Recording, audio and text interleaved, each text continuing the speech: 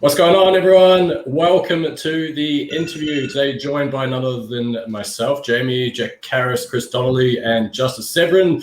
Justice has a pretty awesome tale to tell. He went from humble beginnings to clocking up over 30K in revenue in a single month, working part-time on his affiliate business. I thought that we would just ping a couple of questions at him and get the lowdown of how he actually was able to do that. And hear a little bit more about his story. So Justice, massively appreciate you jumping on board. Might just give it a couple of moments just to see who ends up joining us. And Jacob's just going to sing a little tune in the meantime while we wait. I'm just sitting over here raving because we got all these cool new graphics that have got like rave music in the background because it's apparently what Chris listens to. The heavy doof doof. The doof doof. No better time to get a high chicken tail. Oh my goodness. That graphic's looking sweet. Get some guitar on there, Justice. Oh, definitely, man. Oh. What's up, Daisy? I know that you set that up too, Chris. Nadia, how you going? In the studio. Oh yeah. Yeah, I want to hear some of your guitaring at some stage, Chris. You must be. I assume you're good if you played in bands on stage and stuff. I've dabbled quite a bit. Words out. Dabbled. Interesting choice of words. Dabbled. I don't think you dabbled. Do you have any videos of it? Do you know what? Because when I started this, how many years back we're talking now? It was in the late 90s. So there's not a lot of video footage. There is some stuff on VHS, literally. I need to get converted to digital. There we go. Wow. Once that happens, old school. I like it. Pre-YouTube. Awesome. Hey, can you sing? Not really. I can hold a tune at times. Not got the best vocal range, but more guitars than anything. That's awesome. Did a bit. Really a songwriter. You sound like gravel. Scottish gravelly voice would be amazing. All right, got a few people here. Drop some comments, folks. Smash that heart button. Juice this up for the algo. Absolutely. I need the glow sticks now. Oh, great to see some people in here. God, that comment. Oh gosh, I'm not gonna read that one out. Oh, whatever that is. Just seeing that now too. Oh man. Welcome everyone. All right. So thanks for everyone tuning in. I thought it was going to be pretty awesome just to hear a bit of background from Justice, some of the differentiators that allowed him to blow up and, well, actually, I was going to say relatively quick succession, but I don't know if that's the case. I haven't actually heard your backstory before, so who knows? You might have been toiling away for decades before you blew up. But, it seems like in relatively quick succession, Justice is kind of managed to blow up a business, and from what I understand, has left the workforce in recent times as well, which is super exciting to pursue this full time. So I guess to kick things off, man, did you want to just kind of go through, I guess, your backstory in terms of, I guess, how you got into affiliate marketing, and yeah, what made you take the leap into affiliate marketing? Happy to, and you guys, I can go as short or as long as we need to. So let me know when you want to cut me off. But go for it, as long as it takes. As long as it takes. And there we go, man. Shoot, when did they all get? I was big. For those, you can see the guitars I got behind me. I was big into music production. I got my accounting degree, so even to start there, got my degree there, but always knew that was not the life for me. At least that was never like, didn't get me pumped up, didn't make me want to wake up early. So I really kind of decided to go ahead and take that route, just looking for something else. So really for a long time, it was the music producer side, just kind of working, making beats, looking for ways to go. I kind of was self-taught there. Did it for like 3 years, self-taught, and then got to a place where I could work at a studio as an audio engineer. So I did that for like 3 years, really enjoyed it. But, balancing working 40, 50 hours in the accounting job while doing 20 plus hours at the studio. I got two kids now, but the time I decided, one kid, my one girl, just like such a major time suck. So COVID came around. Fortunately, I say fortunately, the studio shut down temporarily for like a month. That was back in like March of 2020, and then I decided to, a month later they opened up, and I had a choice where I could have either went back and kind of got back into the thing, swing of things, but I just, like I said, the time was just such a major suck for me, and just really not where I want to be long term as far as ways to. If I was going to take it full time, I just could tell music was not going to be that thing for me. I know it can be for a lot of people, but in my case, it just was not working out.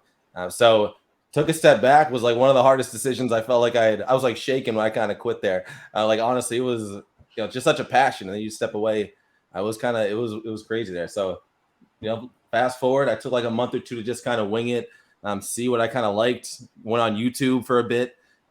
Stumbled upon, I was just looking on some, ways to invest online. I'm just like, what can I do here? I feel like I'm an entrepreneur at heart. I'm like, what can I do to make some cash here? What can I do to get some kind of ball rolling, get me fired up again? Because there's no way I'm just doing this accounting and that's it. Like I need something else. So basically found a video on YouTube. It happened to say something about, actually, I was back in the other room there. It was an ad on YouTube actually there. It popped up, some guy talking about ways to make money online, right? And I'm like, you know what? Let me see what this guy's talking about here. Watch the 15-minute video. Long story short, he talked about, and this was back in July, actually. So even just give it a little timeline. So July 2020, almost a year ago now, or a little past it. Talked about affiliate marketing, ad agencies, and building a course. And at the time, I remember it was like really a low ticket kind of offer there. They, of course, they have the Ascension offer where they kind of, priced up there for a couple thousand. I didn't take that, but I remember talking to the advisor, and he was saying, I was like, yeah, an ad agency sounds awesome. Like, let me kind of try that. And he said, you know what? Start with the affiliate marketing side and just really then from there, kind of get your cash flow up, then you can take it from there. So then try that out for like, he obviously wanted me to try with him. I was like, let me try it on my own here. So went down the YouTube rabbit hole from like July, August, and then September. I got into my first kind of real, spent $2,500 on a program and got into there. And really, that was like that's when I feel like I really started this journey, like on a serious note. I actually got some true education, got some kind of a strategy outside of just trying to wing it on my own. And that's really what kind of started it. Really, I feel like got this thing going. And you can cut me off right here. I can stop or I can keep going. You let me know. Let's keep going, man. This is just brilliant. I love it, man. No, perfect. So like I said, I got that. Obviously they get you in, but then I kind of realized they were going more so towards the paid ads route, right? Nothing wrong with paid ads. At the end of the day, it's a powerful thing, but I realized not even on my own, I was doing that program for about a month. And then I was about to even get everything set up. Once again, this is, like I said, it's the 21st. I got into that. It was right around the beginning of August, like first day of October. And I ran to somebody who said, hey man, I like what you're doing over there, but let's see if we can switch things up here about your traffic approach. So that's really when all of a sudden I got introduced to this kind of organic world. And so then at that point, I was really I had like spent like $300 on ads at that point. I fortunately broken even. So I kind of spent 300, made 300. I feel like fortunately I stopped because it probably would have went a lot worse if I kept going. So I kept pushing from there. And then at that point, started off promoting this kind of value ladder offer, low ticket to the high ticket there. I did it for like a month. I ended up making like this is in October we're talking. I'm actually probably mid-September to October. Did it for a month, made about 7-8 low ticket sales. So kind of got that confidence going with this organic strategy a little bit. And then I realized, you know what? All right, how can I take this organic thing to the next level? And that's really when, and also get myself in the hands of a true high ticket offer and not this low ticket, making $2 commission here. And really get myself to where I can start hitting some goals. Like I said, I've already spent time doing this, working in a studio, making minimum wage, trying to make money. Like this isn't why I got into this thing. So then that's when, welcome SAA. I went ahead and I jumped in there, and then that's when I feel like everything really honestly started kicking off. I never had any kind of $1,000 day. Like I said, I probably made about $30-$40 in my online affiliate marketing journey at that point. And so now, fortunately, like I said, I already kind of had an idea of this organic thing, but then diving into the training really, and I was a big guy on jumping on sales calls. Like that was kind of something where I still even preach that all the time. I try and slow down these days, but at the end of the day, like that was for a long time. And even till now, if I'm being honest, it's a big part of my strategy. So I was watching even like the messenger secret. I forget even what it's called there. Your secret messenger FB sales weapon, it was called back in the 1.0. Maybe it's changed up now, but using that, kind of adapting it to my phone script a little bit. And 2 weeks after joining SAA, I got my first high ticket sale. Obviously, Jacob knows about that little story there. Realistically, that high ticket sale did not turn out so hot where the guy ended up refunding it. And I'm sure we'll talk about that later a bit. But at the end of the day, I was still pretty jacked up. I remember that night when I got that first high ticket sale. I got my daughter was about a year and a half at the time. We were running around. We played I Got a Feeling by Black Eyed Peas like 10 times in a row. We were hyped as ever. Like she didn't know why we were pumped up, but I'm telling you, you could feel it, man. That was like honestly like the time that I realized, like, man, why? And even after a refund, well, I'll talk about that in a sec too, but man, like just prove like this thing can freaking work. I think that's what it really was for me. That's why it's almost like, not to say I've never been as pumped up at that moment, but that was like truly the eye opener. Because it's always, you hear it feels like a lot of talk, a lot of hype. People really getting $1,000 days. What kind of nonsense is that? Like, I don't believe it. I'm an accountant here. Like, stop lying to me. Like, I need a degree. I need to do this. Like, it's like, come on now. So that just like really, I think just because once again, I'd already gotten some sales, but nothing like that. So that just like really pumped me up through. And then, I think like 24 to 36 hours later, the saga changed up a little bit. The guy ended up getting a refund, but at the end of the day, I think even honestly past that, like, we talked about this before where, that could really get you down. And honestly, like, maybe for a few hours a day, maybe 2 days, it got me down a little bit. But at the end of the day, I always saw that as my first high ticket sale. Like, forget any refund, forget anything like that. I closed the guy. I made this thing happen. I was like, I can do this again, no problem. I can do this again, no problem for sure. Right? Let me jump in. Let me jump in here. There's a really fucking good. There's a really good lesson here. Oh, there's a great story here. Okay. So Justice makes this sale and he was relatively fresh to it, and I'm like, who is this guy? That's cool, because whenever someone jumps in and gets a win like that, as a program creator, you always want to see who is it, what are they doing, who is this person, because it's awesome to see. And while we've got hundreds and hundreds of students, we do our best to keep our finger on the pulse with new people, with people who have been around for a while, just probably to our own detriment to a degree, because it can slow down growth, but that's a story for another day. Anyway, Justice, I was like, good on you, man. Anyway, I wake up one day and I got a barrage of messages from some name I don't recognize, and this guy's going off his tree about all kinds of wild accusations, like very, very aggressive shit. And I gave him an opportunity to explain himself, and he wasn't talking logic. Essentially, he didn't want to take responsibility for the fact that he'd completed the purchase himself. My guess is his wife probably didn't like the fact he'd spent a bunch of money or something, and couldn't own up to the fact that he'd done it, despite the fact he'd been through Justice's process, our process. Like it's like driving from where Justice is to Australia and then being like, whoops, I didn't mean to do that. It's like, no, you did. You had plenty of hours to think about it.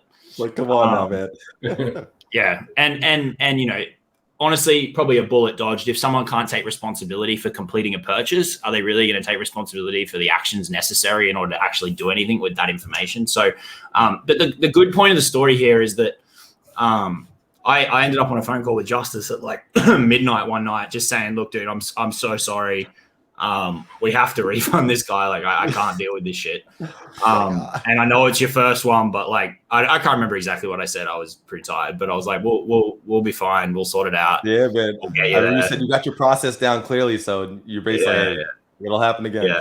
Yeah. And I can relate to that. I was just telling the boys before the call, like my first 2 or 3 legendary sales when I got into the high ticket game were refunded, and I was talking to their support, and I'm like, fuck, is this normal? And they're like, nah, it's like just yours. I was like, okay. So yeah, that could cause people to stop, right? They could get scared. They might think, oh, I'm doing it wrong or whatever. But yeah, so it's cool to see that almost like just pulled that slingshot back a little bit further, and you've really carried on with it. Appreciate that. Interesting story anyway. Man, no, seriously. And honestly, I try to tell people now too, where like, honestly, my wife, she's extremely supportive now, but going into this, like I said, I invested in another program before, invested in SAA. invested in a mentor. It's like all of a sudden these things are stacking up. And it's like even though that happened, I was like, there is no turning back either way. Like realistically, even though this thing happened, I got to keep pushing forward. And kind of that whole mentality of, am I going to make these investments for nothing? I could easily stop now and just call it quits. But at the end of the day, then all of that it's gone. It's in the wind. You're never getting it back. Right. And so I just knew like I said, I probably was down for maybe 6 hours a day, 2 days, but I just had to really push through that, honestly. And even to go like kind of fast forward now a little bit, where that happened, I think, middle of November, I think somewhere around that time, maybe it was middle of November, early November, something like that. And long story short, November went through, and almost until like December 30th went through, where I did not get a single SAA high ticket sale. And once again, this is my primary offer. That's what I was promoting. I did get about 4 maybe SAI sales. But once again, kind of back to the mentality, it's like I didn't get into this to make $500. At least that's kind of what, I wasn't satisfied, to say the least. And like I said, I'm a guy who is trying to be super consistent. I was jumping on phone calls. I tell people during December, I remember I was talking to someone, I paid for like some little $17 mini course. They did like a little one-on-one call, just like the little strategy session, they called it. And they're like, all right, so like how many, how's your process going? How many calls are you booking? I'm like, I'm booking 10 to 15 calls a week. And I remember she was like, dang, well, at least you're like, you're taking action over there. Something's just not clicking. So I just remember, hearing that. And at the end of the day, I'm like, damn, just keep going. Like, obviously they see I'm doing something right. I got some people supporting me, SAA supporting me, saying like, you can do this thing. So at the end of the day, month and a half, 2 months without getting a high ticket sale, that once again, I even feel like that could break you a little bit. Even though taking that many calls, talking to this many people, and just still not getting where you want to be. And then fortunately, New Year's Eve, December 31st, got my next high ticket sale at SAA. Not even my next, technically my first real one, we'll call it, right? So I got my first one that real high ticket. For the one that stuck, exactly. Yeah. I got my first high ticket there. So boom, $12.50 commission there, like jacked up. I wasn't even dancing at that one. I was like, no, like we're still focused. We're still no more black eyed peas. We're staying focused. We're on the right. So got that December 31st. Literally, New Year's Eve comes. January 1st. Next high ticket sale. Boom. Just like that. Another $1,000 day. $2,500 out of nowhere. I'm feeling like the juices are pumping, the juices are flowing. Then all of a sudden, 5 days later, next high ticket sale. Then I'm looking at a 4K, damn near a 4K week, just under. All of a sudden, it's like I'm just feeling this momentum, but once again, I feel like this is, you can probably even say this about me right now. Still, it's like I'm always looking for more. Realistically, even whatever kind of success I got till now, it's like I always kind of see it as a milestone, a check mark. Keep it. There's always something further I'm pushing towards, and that's probably to my own detriment, realistically, where I should celebrate a bit more on some of these wins. But at the end of the day, like I'm like, all right, how I kind of saw it was leverage. Like now I got something that works. Like I got results now. Even like the training, we talk about how at first you really have to leverage your community's results. And I'm like, all of a sudden, like now I got this thing going. I can really use this myself in conversation. Say, hey, I've gotten results with this. I know this stuff works. Like maybe, if there's so many things that could be in that person's mind, but hey, I can help you with this. And that's one thing where I've even always been big with my affiliate offers, is offering support. I know even in the train, Jacob talks about that too. It's like, realistically, I found this to be one of the best things to really add there. And where I'm like, hey, at the end of the day, this SA program is amazing, and I want to help you go through it too. And so that was one thing I was always big on, really pushing to people, like, hey, at the end of the day, let's do this together here. And that, like I said, that was big for me in that first kind of 3.5, 4K week there.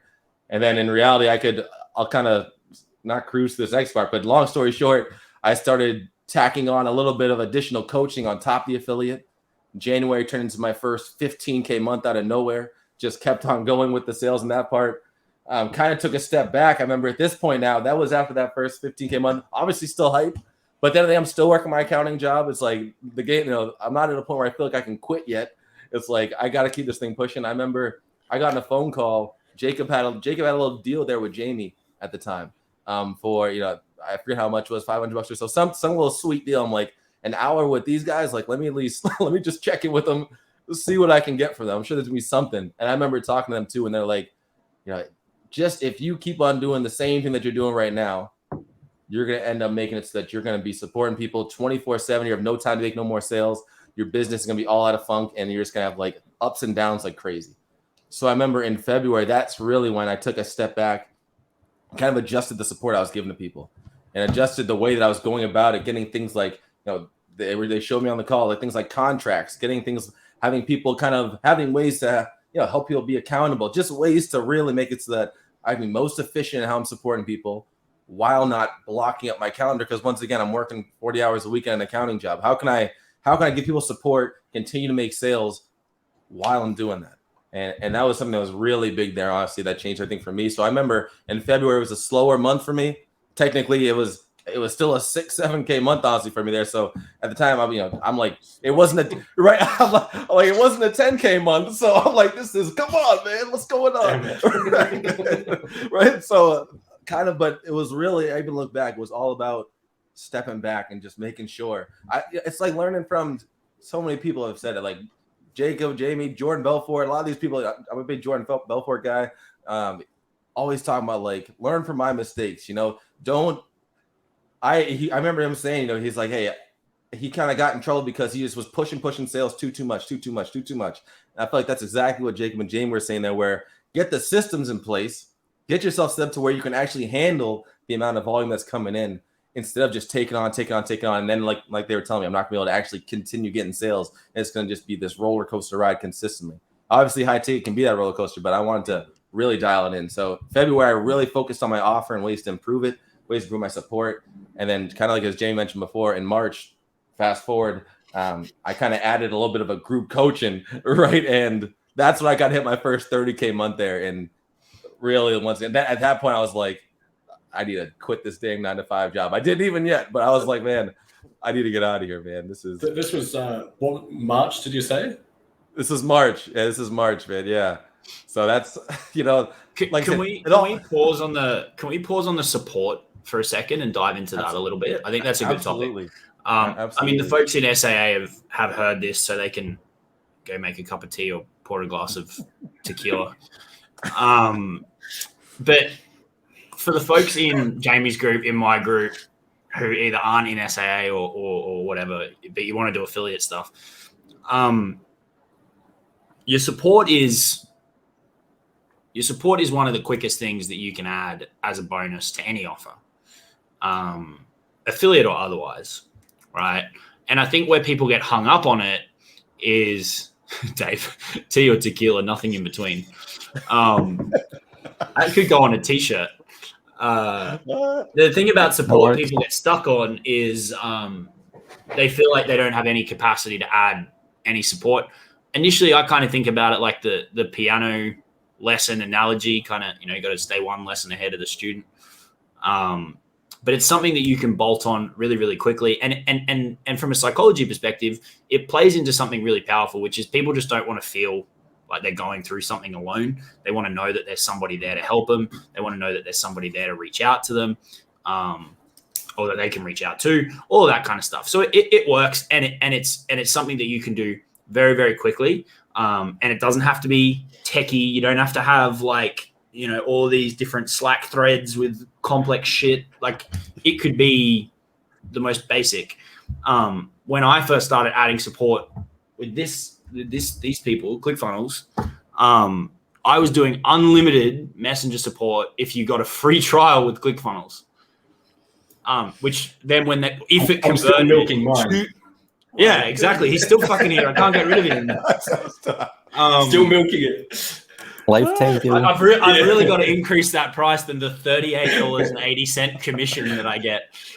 So that's what it was. And look, I'm not saying, yeah, exactly. And I'm not saying go and do that, but I'm telling you, like, we all start somewhere, and then that can, increase pretty aggressively.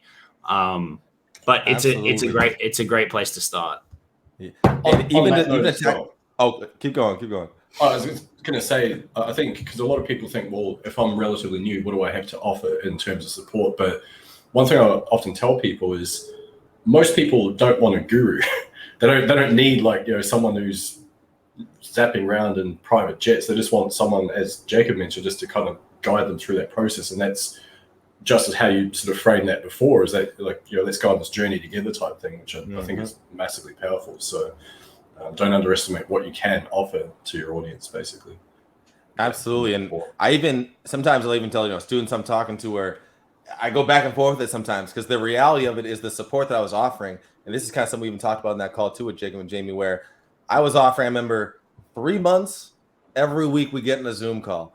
And like, I remember looking back, I'm like, dang, that's a lot of time. Like, that's a lot of support to be giving somebody one-to-one call everything. And realistically, I was showing up. I remember even there was people where they didn't show up to a few weeks, and I didn't end the 3 months. I was like, no, we'll get all 12 calls in. Like, I'm here to help you. And I remember thinking, like, as I tell that to people, I'm like, shoot, realistically, and everyone's different. Use whatever your schedule's looking like, take advantage.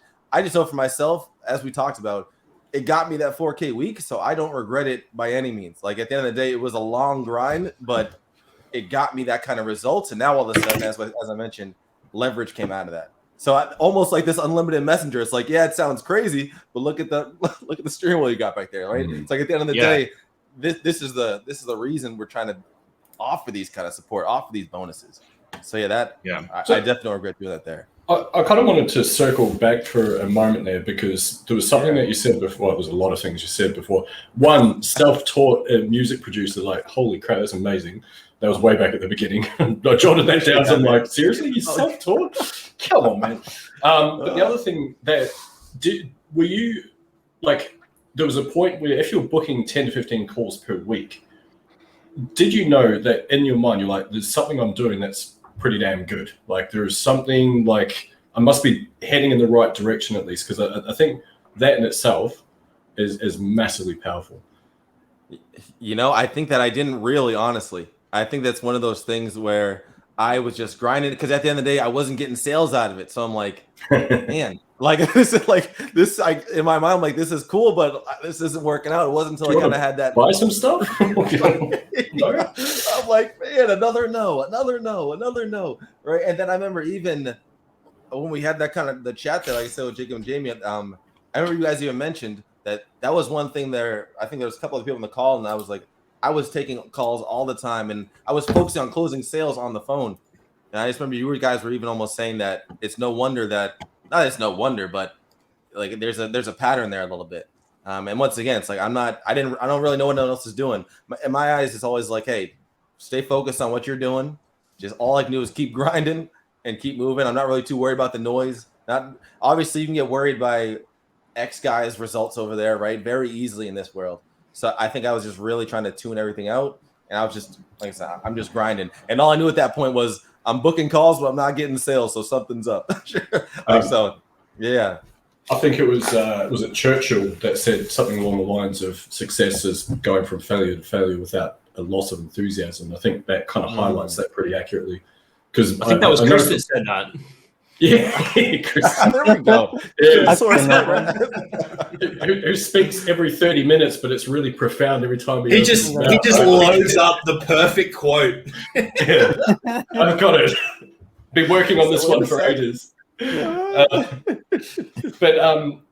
I think that's massively important to understand, is that you didn't kind of just go, this shit doesn't work. I'm out of here. Like, affiliate marketing's a big lie. I'm not going to do this anymore. It's just like, cool, okay. Something like, I'm not making sales, but like, I'm just going to focus on this one pathway. And I just know that there must be like something I need to improve along the way, or another skill that I need to gain in order to get me to the next rung of the ladder, so to speak, which I think is awesome. Absolutely there. Absolutely. Can I say something? Yes, Jacob. Thank you, sir. Thank you, Mr. Gardner. I think the other good point that I take out of what you just said, Jamie, off the back of what Justice just said, off the back of what Chris said in silence, is I'm waiting for that. The ticker, this ticker's going 25 minutes, and we're going to get an absolute gem out of Chris. Wait for the bomb. Yeah.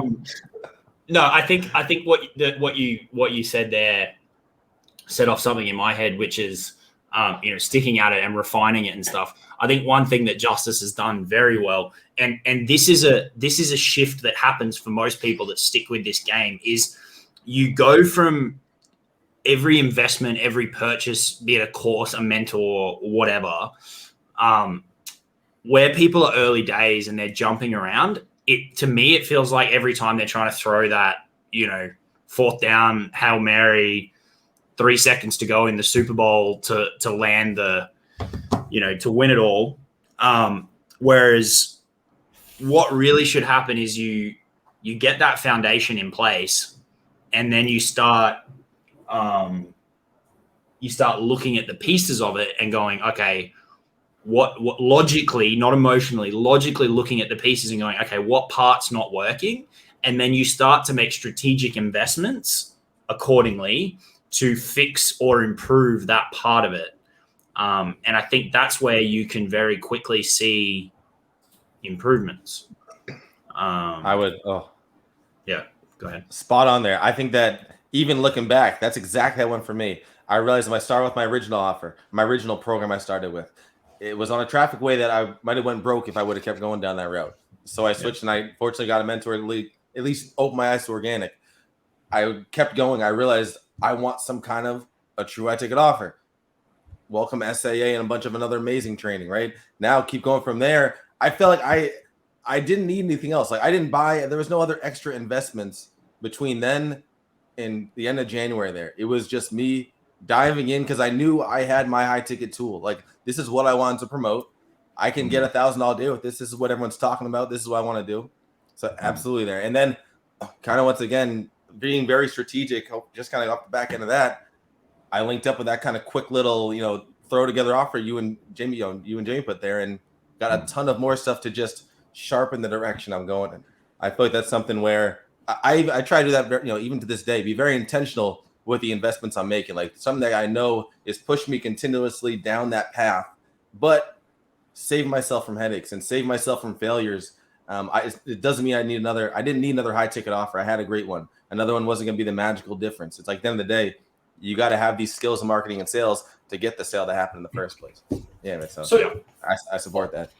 How do you, in the situation where things weren't quite working out initially, how do you analyze that and go, like, it's me, there's something I'm not doing that I need to improve to actually start getting results? Like, because I think it's easy sometimes when you're not seeing the fruits of your labor to kind of go, fuck it, this is not working. Like something's broken, and I need to head over this direction instead. And so I think it takes quite a specific mindset to just go, no, this is on me. Like if other people are doing it, this is something else. I just need to adjust to get there. So like, is there a process that you follow for that, or like any kind of tip? I do kind of remember, like I said, that kind of first one kicked in right before the new year. And I remember I was booking, like I said, 10 to 15 calls in December. And I remember like I had a mentor at the time too, and he was like, kind of what's going on here, right? So I sent him one of the recordings of the calls I had. And I remember he was being like, man, you're being too nice to these people. Like he's like, you're not like, in a way that it's like, it's just by, he was saying that specifically when it came to me even putting the pitch out there. It was like, when it comes to building rapport, it's like, shoot, that niceness, that keep that smile, that just being happy, that's working great for you. You're getting great rapport here. So what's the problem? So like, once again, like just little, it's always the little things, right? So that little tweak there, at least to me mentally, like I said, that next week, that's when the magic really kicked in. That 4K week kind of kicked in there. So that's kind of was a nice little push to refine the process, but it's like, obviously that was just one little thing. There's been so much that's led to that. And I think just the whole being consistent up to that, I think like we talk about, right? Kind of even with stuff as basic as RVL, it's like keeping the content going. That was one thing too I learned from everyone here, where how big pre-framing is, like, right? Getting people to understand like how your authority before you even get on the phone call. At the end of the day, if they get to your profile and you post once a week, or you're randomly here, it's hurting you. And that was one thing that definitely hit home for me too. Those kind of two pieces for sure. A question for you. Can I? Oh yeah, go Chris. Yes. Whoa. Yeah, word in. Sorry, mate. No, you're all good. I'm just wondering how much you feel those like second, third, and fourth sales came quickly after. How much of that was because your confidence was building and you were detaching from the neediness and that whole piece? I think that's often the case. And also when you were giving support at the beginning, a lot of people are like, I'm not giving that level of support to 100 people, but they're thinking too far ahead. It's like you're giving it to one person and you can scale it back as you get more people on board. So just on those 2 points. Absolutely. And even on the second one, that's exactly what I felt. They were realistically, like I said, I would not go back on that. I would 100%. I'm glad I did the 3-month support. It got me to where I am right now. Like realistically, it was a lot. And even as it was dwindling off, I'm like, man, this was tough. But that was just a stepping stone. Because I think that is huge there. So true. The whole detaching. At the end of the day, that's like so much authority in its own, right? It's like I'm getting on these calls. I'm coming off of $1,000 day from yesterday. You know, like I said, December 31st, I got a sale. Now I'm on a call January 1st. I'm like, man, line them up. Like, come on. Like, hey, you want this or not? I'm ready. Like, hey, I'm here to help you. I'm confident that I can help you. I just got a sale yesterday. I mean, I'm not saying that, but it's like, hey, I'm here pumped up, like, and carrying that energy through. I think that's very much affected that. I feel like I'd be lying if I said it wasn't, if I just was still staying on the same grind. I think that definitely helped a lot. But I think the big point for you is that's the pressure that everyone feels at the beginning. And those who don't get that first breakthrough are like getting to a worse spot as time goes on. Whereas you stuck with it and ground through that whole beginning process, which is really crucial. I think that's the key thing I take away from your story. Oh, thank you, man. I absolutely there. And that kind of goes back to the whole mindset, right? That's why it's the first, letter in Maca right there. Because at the end of the day, without that, you're gonna crumble. You're gonna you're I mean, like I said, in a nice way. I'm trying to be, just straightforward here. It's gonna be tough, right? I went, and that's just my story where I went 45, 60 days without a high ticket sale, going through a refund.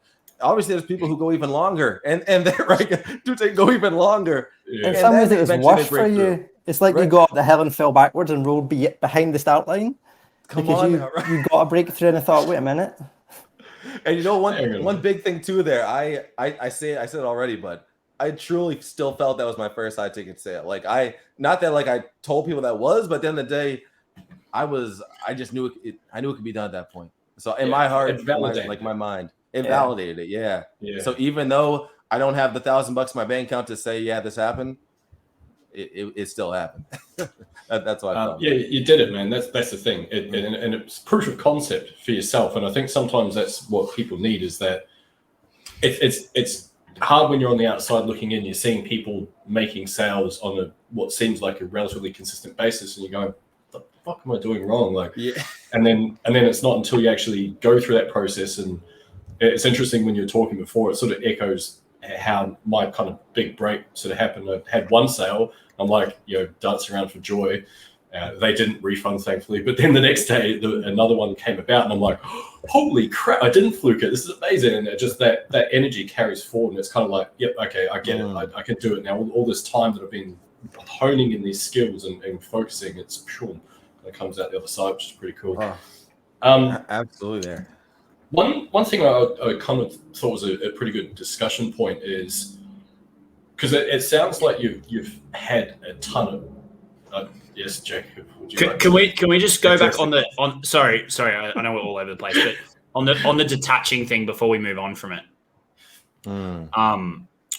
We just had another example of someone who joined, and I was talking to him about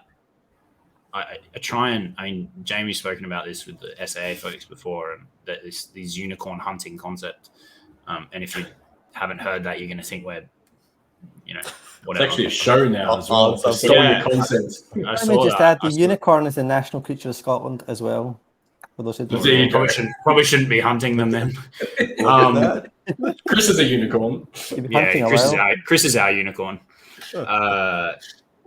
So I was talking to him, and he's come in and shot the lights out real quick, and I was trying to understand what he was doing, and he's like, he's because detaching is a nice word to throw around, like removing yourself mentally from the outcome is kind of what it means practically. And I said, what is that? Because he said, when I understood that, it really shifted. And I said, but practically, like what does that mean? And he's like, oh, well, I started, and I hope he doesn't mind me sharing this. I'm sure he won't. Because I think there's a really powerful lesson in it. He's like, I started sending people over to your YouTube channel. I was like, that's really interesting. So explain that to me. He's like, well, that they want to know more about the person behind the program. They want to know that they're legitimate. They want to know that they're a real person who, is in the game doing this stuff every day. And my YouTube channel's got way too many videos on it. And he's like, I told him to go watch some of your videos and see that you're a real person.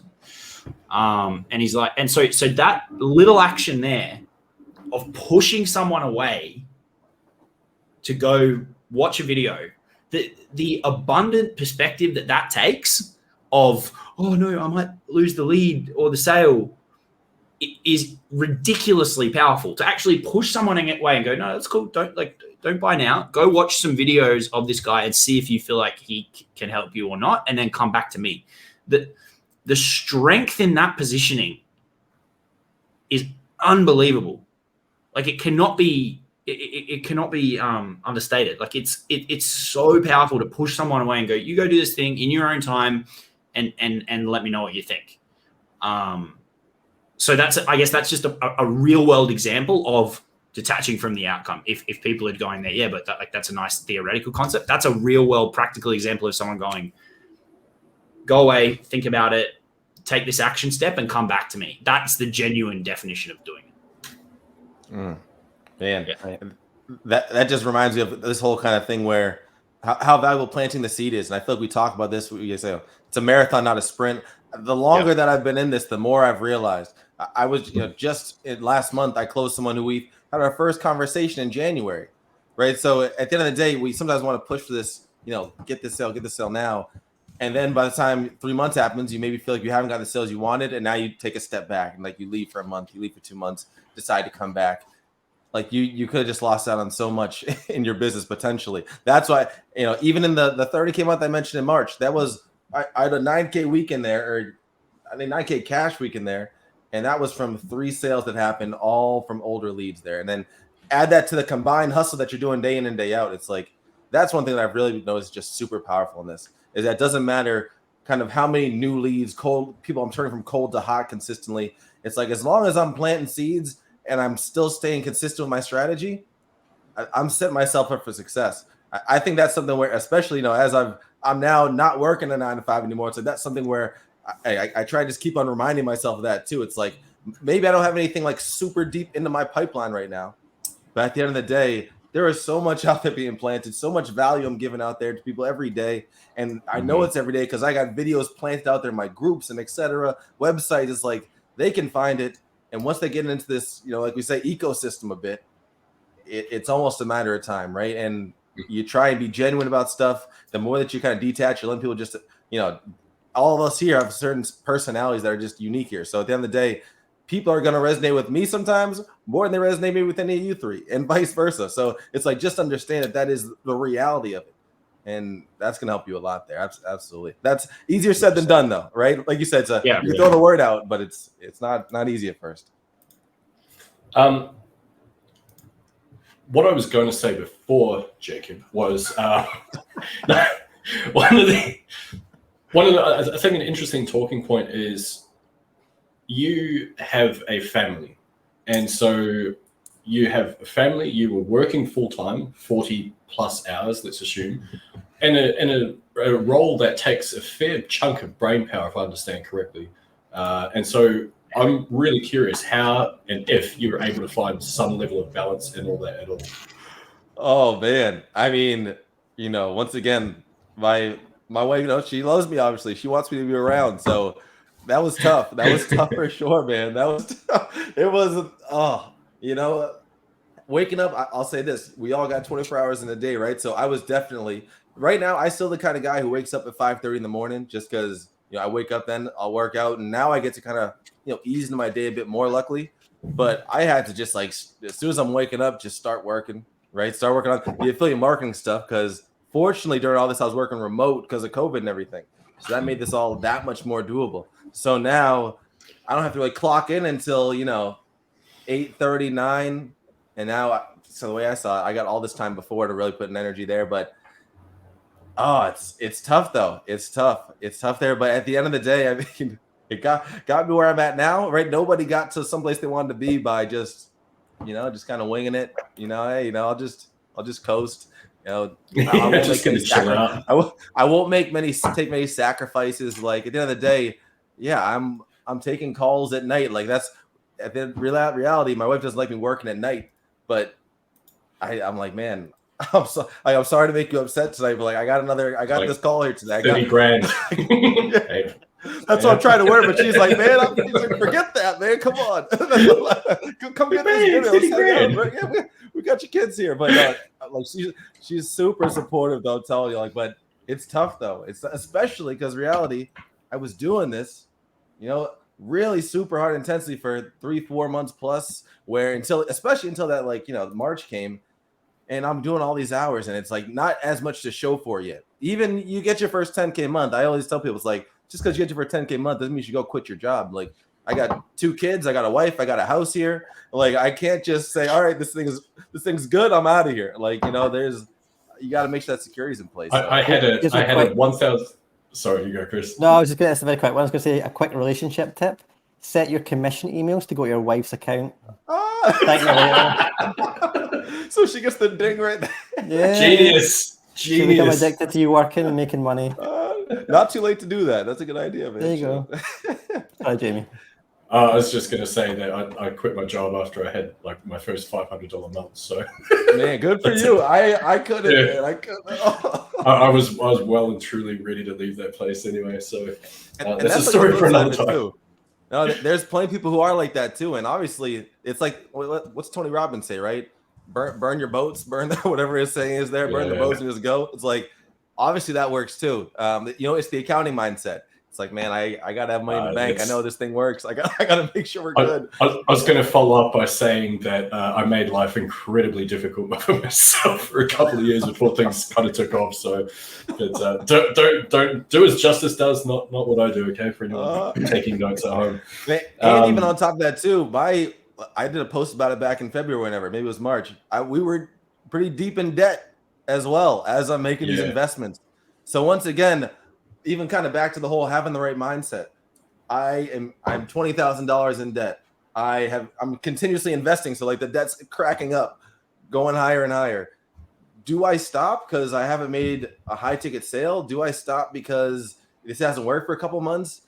Because if I do, now I just have my accounting money that's the only way I'm going to get this back realistically, my 9-to-5 job. And I know how long that's going to take. Earnings, right? That's capped out, right? Yeah. Exactly. So yeah.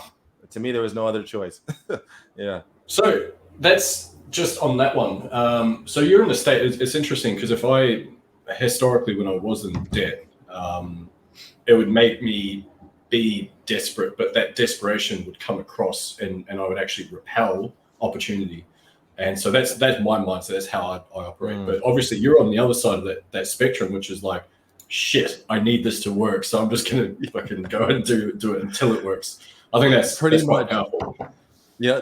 Taking 10 to 15 calls a week and still like, I still got to keep it going. Maybe I need 20 to 30 calls a week. I don't know how I'm going to do it, but I need to do something. This thing's got to work here. But I like the fact that you didn't deviate though. That I think is also incredibly powerful. Something that we talk about quite a lot is focus and your ability just to go, no, more calls, less time with the family, less time. I mean, I think, as in my mind, I knew that, and honestly, in my mind too, I knew that there's a chance that I'd have to go back to work in April, like back into the office in April. So I knew that if this thing's going to happen, there was always like a clock. And honestly, like in reality, that ended up getting pushed back until the summertime. But I never knew that was going to get pushed back. So in reality, I knew that there was like an end game that this had to work until. If I go back in the office, I didn't think I would have as much success. It'd be a lot harder. I couldn't jump on calls. So I was like, that was all really pushing me. It's now or never, really. And I truly believe that too. If COVID would have happened, this would have been a lot longer of a ride, I feel. To get to this point for sure. What's your real name? I feel like you've got a superhero name. I feel like I need to change my name up. Look at Marvel character or something. No, man. Closet. Justice, government name and all. I'm telling. Hey, I'd show you my birth certificate, but we don't have to do that here today. A cool name. Appreciate that, man. It's no Chris, but it'll do. Yeah, it's far better. I think we need to switch. So for the folks watching at home, what is some, I guess, major tips that you can kind of identify both from a mindset perspective like ability perspective, like all that stuff that is kind of allowed you to have these breakouts and push forward and keep going and all that sort of stuff. I think part of it is a big thing right now in this whole kind of game is, all you need to do is put up content. You never have to get in a phone call. You barely even need Messenger. Just put out a great post, send someone your affiliate link. Money's gonna start pouring in, right? I feel like Do you guys not do that? Oh, whoops. I don't know the secrets that everyone else knows. Shoot, right? So I feel like I don't know. Part of it, and maybe call this mindset call, whatever. A part of it is, once again, my goal is to obviously help as many people, and in return, I'll be able to get some high ticket sales and start to get some, hopefully, potentially 10K months that everyone's talking about. I just think that people get really bogged down by thinking, I don't want to do this because I don't like doing that. I don't want to do this because I don't like doing that. At the end of the day, it doesn't last. You don't have to do it forever, right? Who loves doing cold outreach? Who loves even putting out content every day, right? Even that can be a drag, right? At the end of the day, right? Staying consistent with that. Either way you look at it. And so I think that, putting to the side what you don't want to do. Would I prefer not to wake up at 5:30 and, not have to miss out on some dinners with my kids and my wife because I have to do this? It's temporary. I think I always knew it's temporary, right? And that's kind of where everyone's, not that I cared about living a laptop lifestyle on the beach. Like for me, just being able to work from my home with my family, like that was the goal I had in mind. So at the end of the day, I know this isn't going to be a 9 to 5 thing forever, or if I want it to be, it's because I'm choosing it's going to be. That's how I saw it. That's how I saw the future. So I would say, don't let little things like that stop you. I guess don't let just because you don't feel like doing something. Because at the end of the day, I don't know. Affiliate marketing is such a sweet way to get into and really get some cash flow going in as an online business compared to drop shipping, e-com, all this stuff. There's so many upfront costs you have to do. It's like there's so much potential to go from nothing to something. And so don't let something that you really don't, you feel like, unless like you feel like, I don't know, like you're religiously, you feel like I shouldn't be messaging people I don't know. Like I'm not going to say anything about that. But at the end of the day, it's like if it's just because you feel like I don't feel like doing that, I don't know. It's just temporary. Just push through it. Am I wrong for saying that? That's how I feel. No, man, this is amazing. This is. I think everyone needs to hear this because, like, what you're like, if I was just contract that slightly, you're talking about delayed gratification, and I don't think people they don't understand the time frame. Like, Jacob before, like I was joking about how I'm still getting, for that trial, he's still giving me unlimited free access or whatever. But he had to do the grunt work to start with. He still does the grunt work now, but it's that thing of like making those short-term sacrifices to be able to live the life that you choose to down the track. Putting in the grunt work and making those sacrifices, like waking up at 5:30. I don't want to do that, but it's the thing that you do in order to achieve your goals. Like you say, it's not going to be forever. It's about cutting your teeth and getting that level of credibility when you can start ascending away from doing those kind of laborious tasks. And I think people lose sight of that a lot. So it's quite refreshing to hear that. Absolutely there, man. And even to kind of just put some specific examples there. I was doing a ton of cold outreach in the beginning, and not to say I don't do any cold outreach now, but in reality, I think I was just telling this to Jacob the other day. It's like before I was just going strictly like profile, and I had a group. I couldn't have cared about that group at all. It was like, I'm just relying on this profile. I don't care about getting warm leads. It's like, I'm just trying to get this cold thing going. And now fast forward to today, I was just like, not even on purpose, but just like in reality, I've looked at the data. I've looked at who I've made sales to, how these sales have come to life. And all of a sudden, it's like I'm realizing these are coming from warmer leads. These are coming from people who have been watching what I've been doing. It's like there was a conversation that happened 2 weeks ago, a month ago. We didn't just meet today and all of a sudden a sale had happened. Because that's all I wanted. Like, not to say it would be same day type sale, but I was looking to meet someone and hopefully within the next couple of days, I could get a sale out of them. Right. And now things have like completely switched. Yeah, I know, right?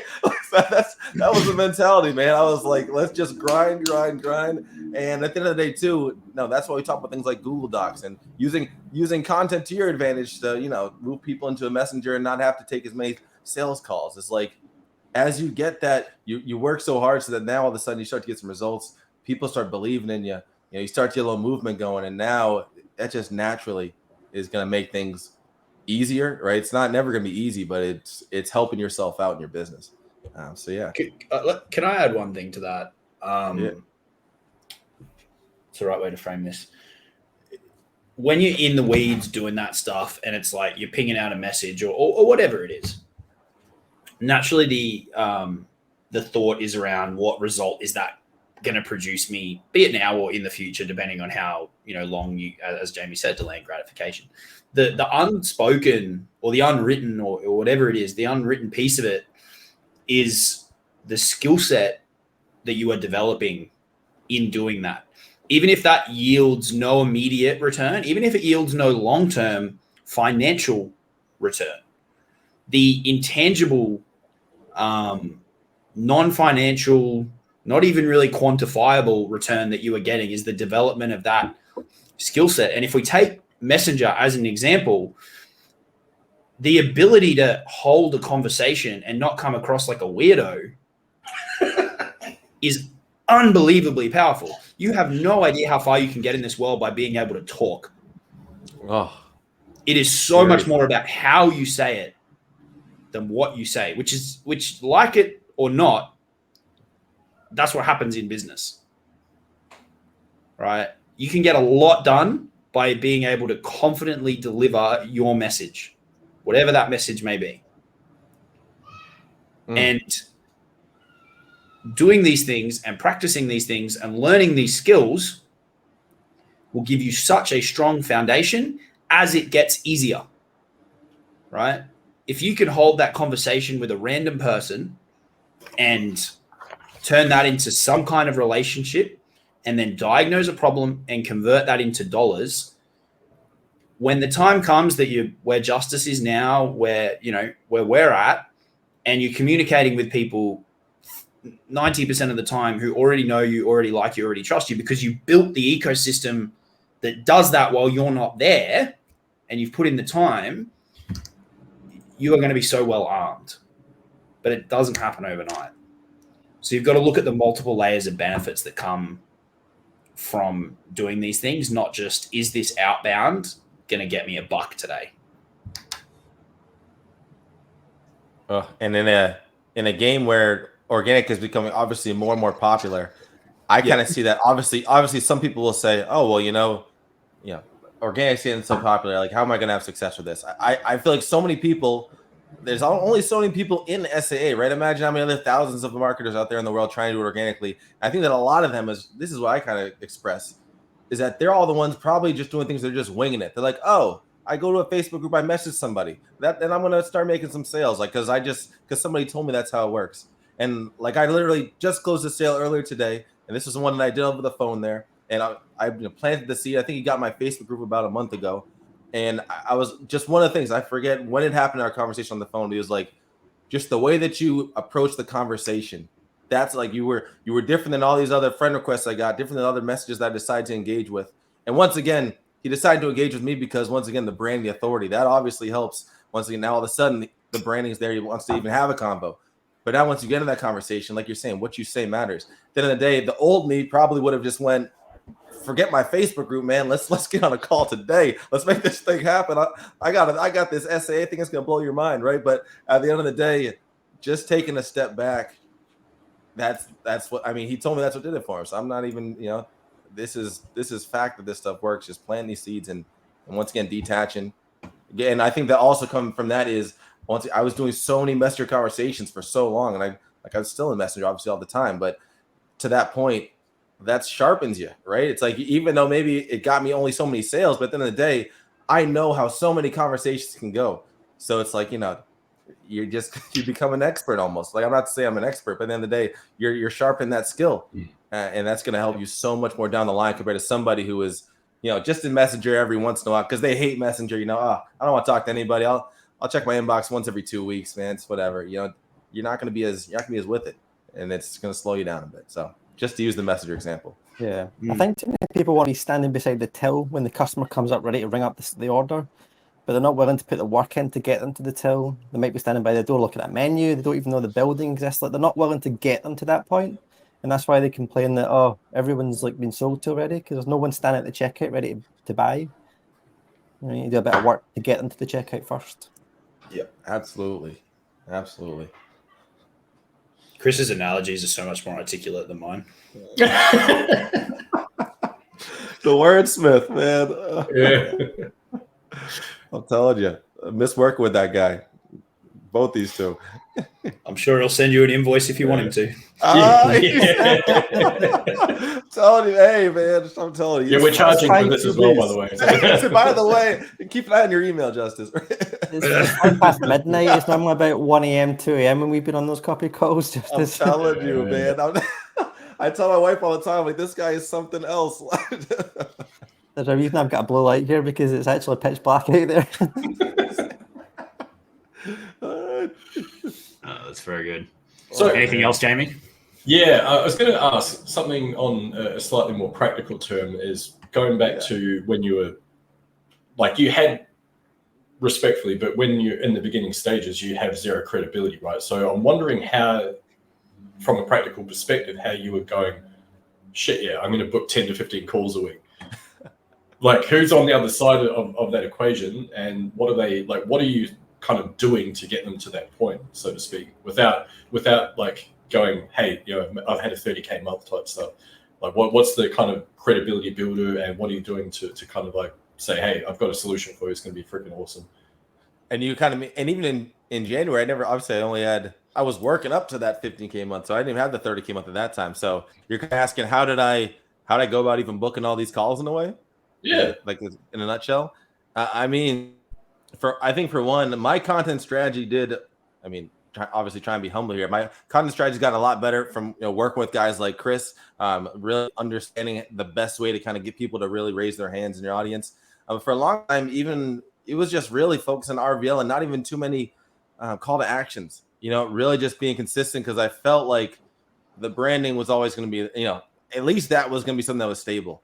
And I always even say this too. I feel like by me posting, 4 or 5 times a week, I'm automatically ahead of people who are not doing that, right? There's a jumping off point, but I'm going to have a higher chance of booking a call just off of that alone, right? Because at the end of the day, people, consistency, reality, mindset, whatever's holding them back, they're not going to be able to post that much.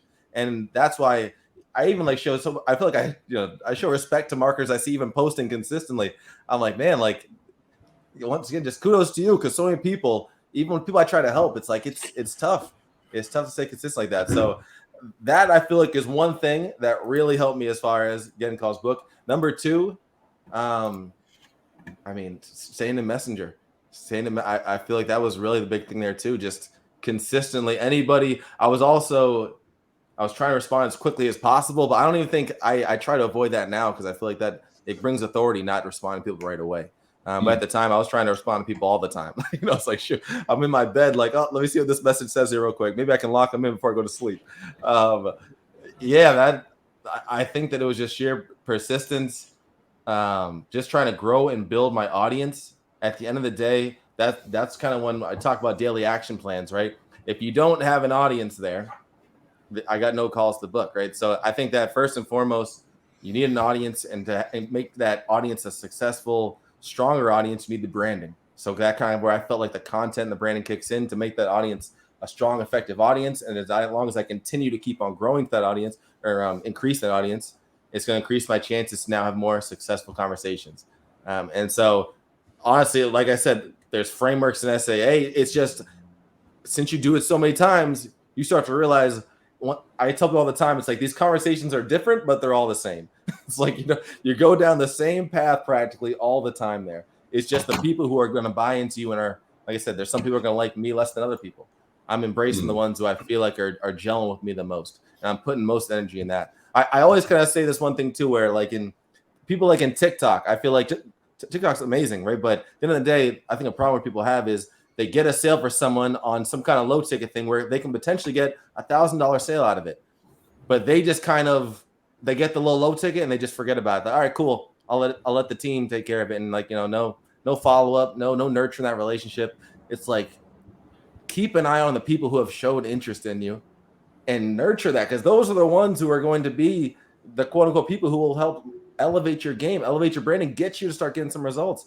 Put the focus on them. So anytime I found someone who would at least entertain my conversations, I'm putting the most energy into them. You know, I'm trying to give them some value in Messenger. I'm trying to say, hey, oh, here's a little quick tip on this. Here's a little quick tip on that. Oh, nice, awesome. Like, hey, if you want, I can help you out and, you know, show you some stuff on a quick call. You open, you around tomorrow? Yeah, man, definitely. You know, rinse and repeat for anybody that I thought was gelling with me. You know, and you know, that's I feel like that was it, really, in a nutshell, man. Yeah, but what you've just shared is like fucking gold, and I don't know Oh. if people are going to appreciate it fully or not, but that piece there of if someone gives me some energy back, right? People talk about like I don't know how to pivot conversations and all that kind of stuff. We miss so many signals, right? Even when you got experience, you miss them. But early days, people miss so many signals, and it can be the smallest thing. But as you've said, someone gives you some energy back, game time. But game time doesn't mean ramming a link down their throat. Definitely not. Game time means there's something going on here, and we can explore it. Maybe that's a 15-minute call. Maybe I send them a video. Maybe we do the full 45-minute dance. Maybe I say, hey, you know, I'm getting interviewed in Jamie's group tomorrow. Come hang out. Like just something to nudge it. And then in a week, in 2 weeks, you know, if you've done something where they remember you, they'll come back. Will they all come back? No. Will some of them go to other places? Sure. But thankfully, there's a few billion people in this world. And can we sit on this topic for a little bit, just because there's something else that I want to dive into. Obviously, I'm conscious of time as well, but the other thing, and going back to the time management stuff, is one of the things I hear pop up is people say, "Oh, I just feel like it gets stuck in Messenger. Like I don't quite know how to kind of manage time and stuff like that."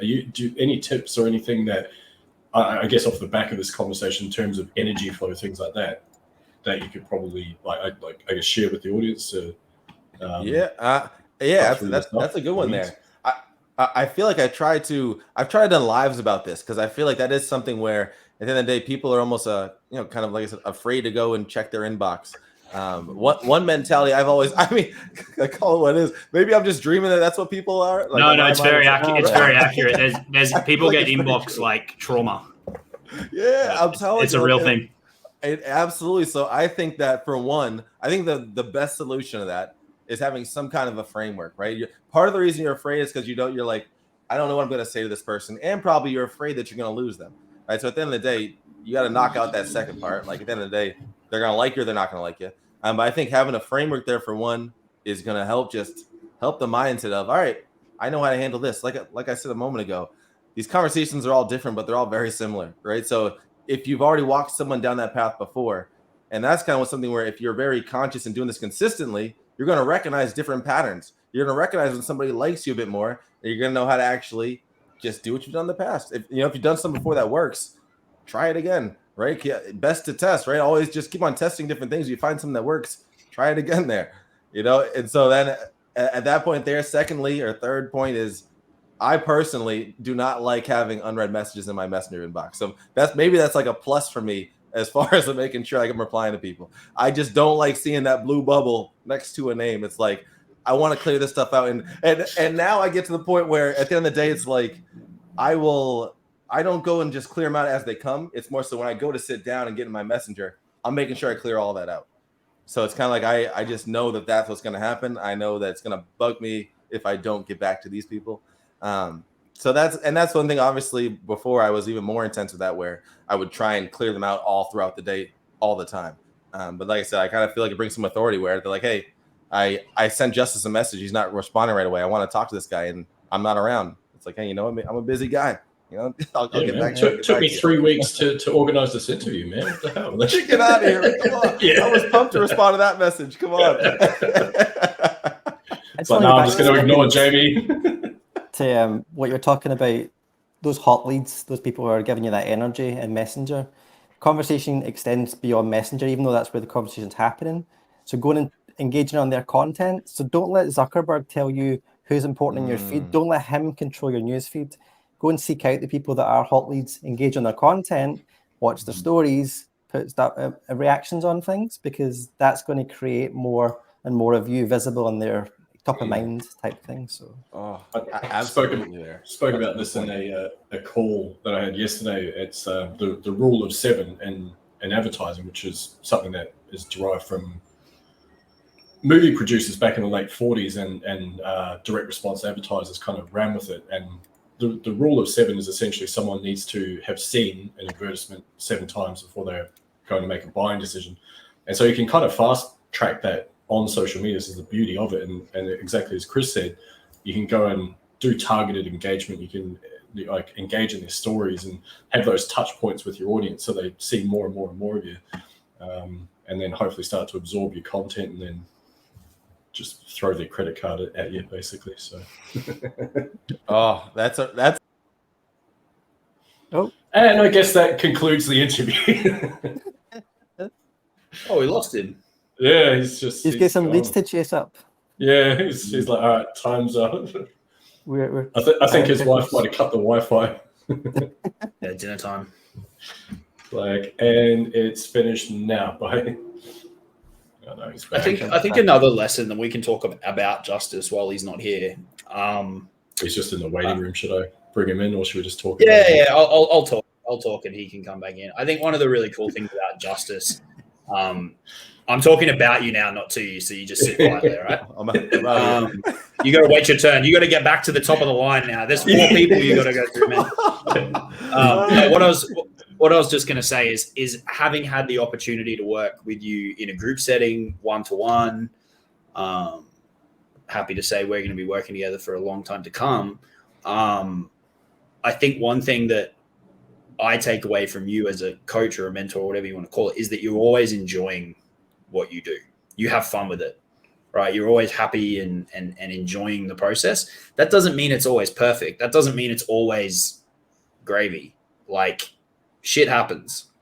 But I think it's pretty clear for most people, and you can tell via your demeanor on an interview like this, that you genuinely enjoy what you do. And I can promise you that is reflected in your conversations, in your calls, in the energy you put across in Messenger, in your content, in your lives, in when you present your offer, in every phase of it. That fact that you are genuinely passionate and enjoy what you do, and enjoy having these conversations with people, and you would listen because of that, which means that the diagnosis that you give to people is going to be more in tune because you've actually listened to what they said.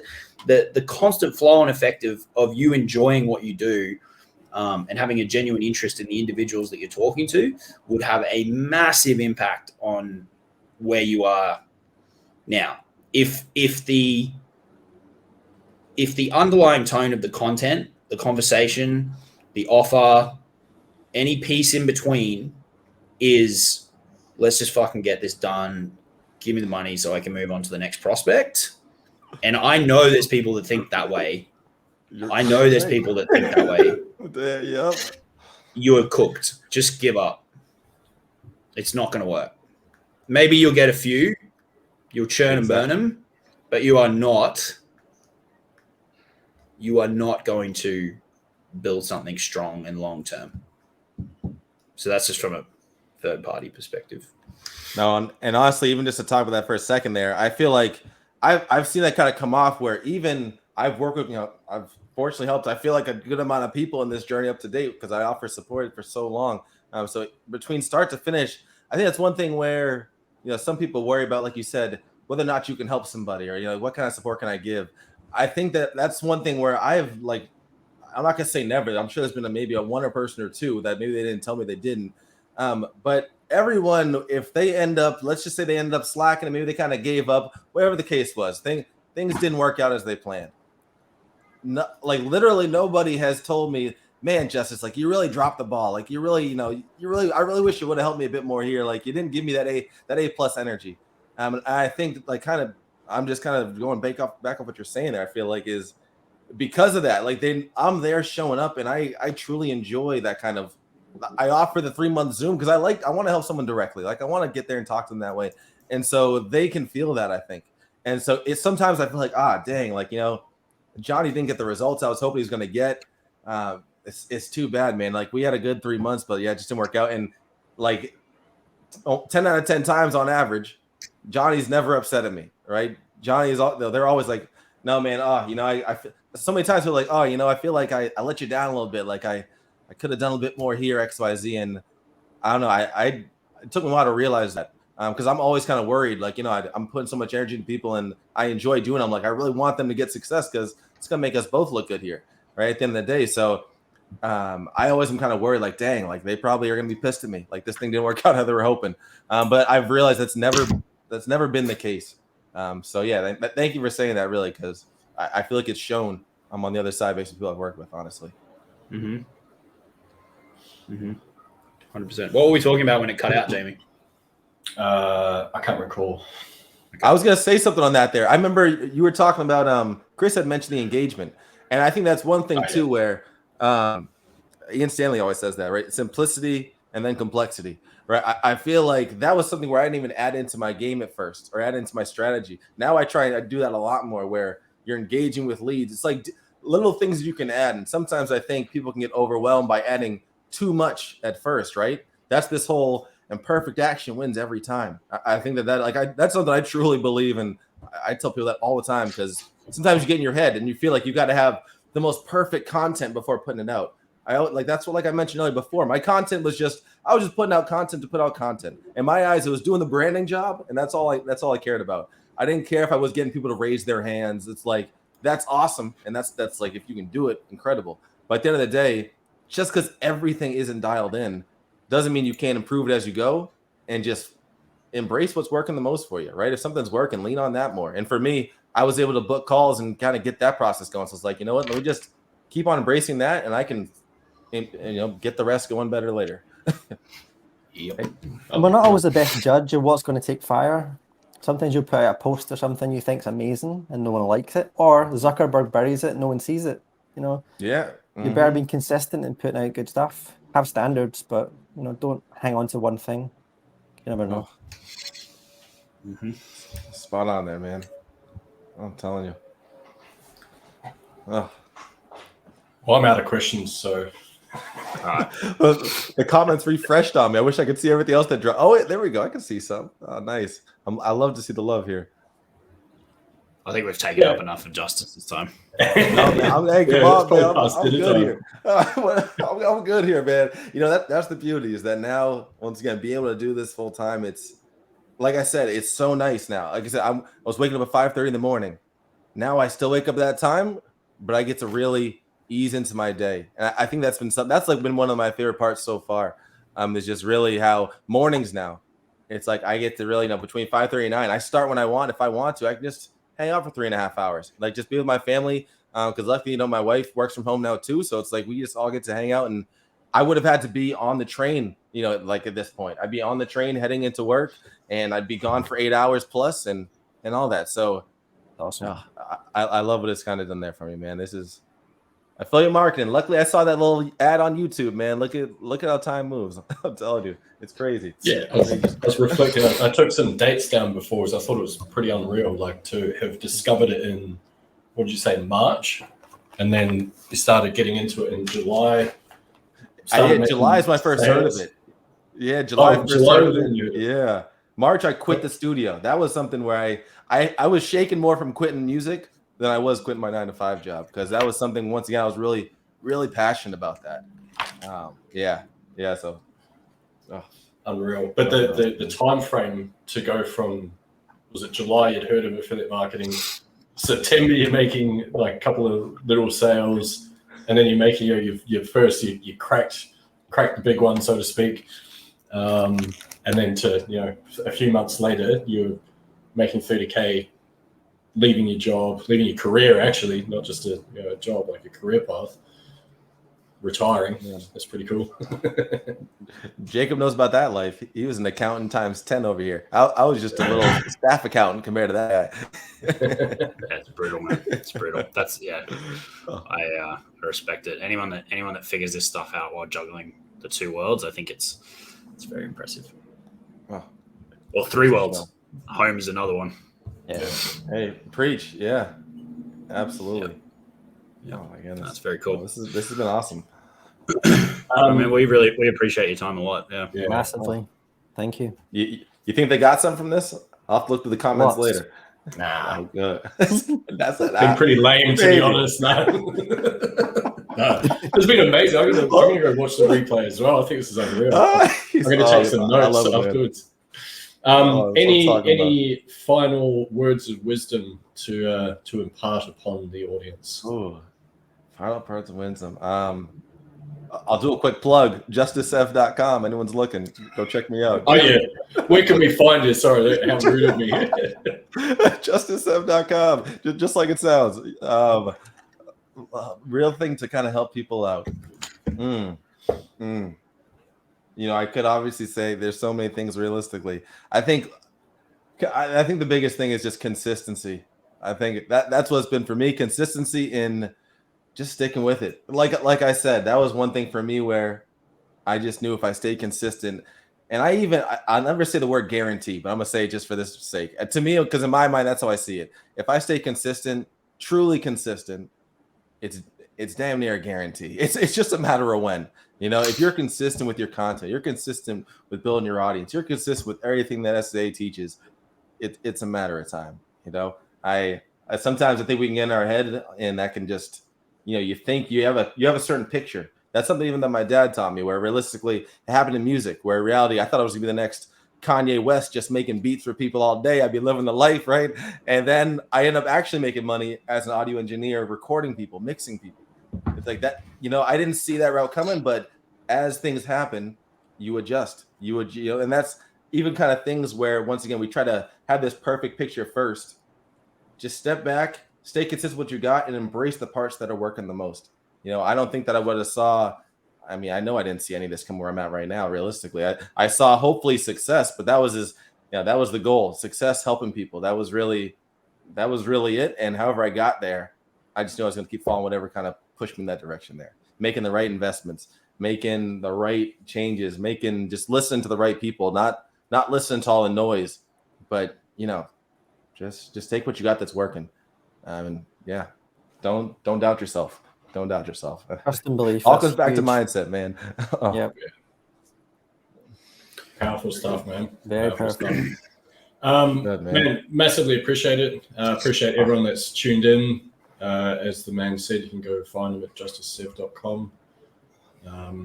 Other than that, massively appreciate it, dude. Oh, this has been awesome. Really appreciate you guys. SAA 2.0 coming out. I'm pumped for that new release. Yeah, buddy. Jump on. You better email support.